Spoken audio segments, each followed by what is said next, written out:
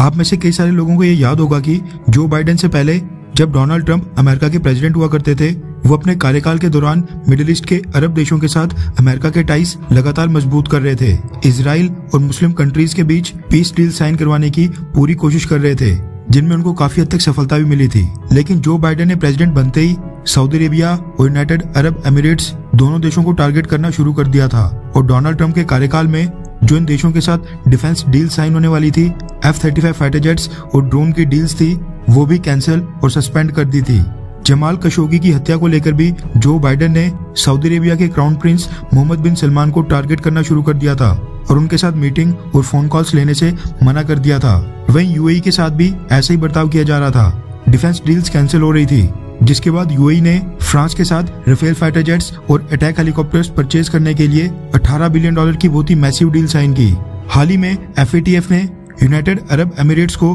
Grey list में डाल दिया था। जो बाइडेन के इन कदमों का खामियाजा आज सिर्फ अमेरिका नहीं बल्कि पूरी दुनिया को भुगतना पड़ रहा है। ये तो हमको पता है कि रशिया यूक्रेन युद्ध के कारण क्रूड ऑयल के प्राइसेस इंटरनेशनल मार्केट में इतिहास के सबसे ऊंचे स्तर पर हैं। ऊपर से सऊदी अरेबिया, यूएई समेत सारे ओपेक देश कोविड-19 के बाद से क्रूड ऑयल की प्रोडक्शन को लगातार रेगुलेट कर रहे हैं, यानी प्रोडक्शन को कम ज्यादा कर रहे हैं, जिसके कारण क्रूड ऑयल के दाम इंटरनेशनल मार्केट में काफी ज्यादा बढ़े हुए हैं। ऊपर से अमेरिका अपने सभी एलाइज के ऊपर दबाव डाल रहा है कि वो रशिया से क्रूड ऑयल और नेचुरल गैस ना परचेज करें। अमेरिका वेनेजुएला और ईरान के साथ टॉक्स भी तेज कर रहा है, लेकिन ये दोनों देश रातों रात क्रूड ऑयल की प्रोडक्शन बढ़ाकर पूरे यूरोप और एशिया की डिमांड पूरी नहीं कर सकते हैं और अमेरिका जल्दबाजी में इनके साथ कोई ऐसा समझौता साइन करने की गलती नहीं कर सकता है जिससे फ्यूचर में अमेरिका को खुद ही पीछे हटना पड़े। ऐसे में अमेरिका ने सऊदी अरेबिया और यूनाइटेड अरब एमिरेट से मदद मांगना ठीक समझा। खबर ये निकल कर आ रही है कि क्रूड ऑयल की प्रोडक्शन बढ़ाने और दाम कम करने के लिए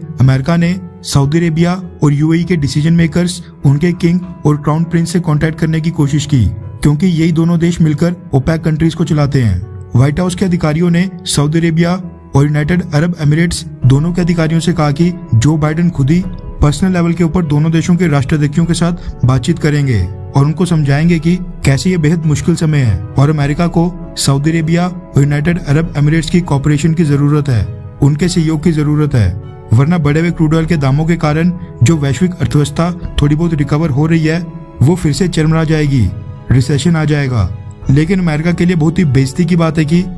सऊदी अरेबिया और यूनाइटेड अरब एमिरेट्स दोनों देशों ने जो बाइडेन के साथ फोन कॉल शेड्यूल करने से मना कर दिया है। रेफरेंस के लिए आपकी स्क्रीन के ऊपर द फ्री प्रेस जनरल के आर्टिकल का स्क्रीनशॉट है, जिसके मुताबिक सऊदी अरेबिया के क्राउन प्रिंस मोहम्मद बिन सलमान और यूनाइटेड अरब एमिरेट्स के शेख मोहम्मद बिन जायद दोनों ही ने जो बाइडेन की फोन कॉल रिसीव करने से मना कर दिया है। यानी दोनों देश अमेरिका की पॉलिसीज के कारण बहुत ही ज्यादा नाराज चल रहे हैं, जिसकी वजह से ये अमेरिकन प्रेसिडेंट जो बाइडेन की फोन कॉल ही रिसीव नहीं कर रहे हैं। शायद अब जो बाइडेन के पास एक इंसान रह गया फोन कॉल के ऊपर बातचीत करने के लिए, वो है पाकिस्तानी पीएम इमरान खान। आप सोचिए कि अमेरिका जो पूरी दुनिया में सुपर पावर माना जाता है, जिसके प्रेसिडेंट की इज्जत पूरी दुनिया में की जाती है, आज उसकी ये हालत हो गई है कि उस देश के प्रेसिडेंट की एक फोन कॉल भी नहीं रिसीव की जा रही है। ये दर्शाता है कि जो बाइडेन के आने के बाद अमेरिका की फॉरेन पॉलिसी किस डायरेक्शन में जा रही है और लगातार एक के बाद एक फेलियर के बाद अमेरिका की साख पूरी दुनिया में कितनी कम हो रही है। वैसे आप इन दोनों देशों में से किसको सुपर पावर मानते हैं, अमेरिका या फिर रशिया को?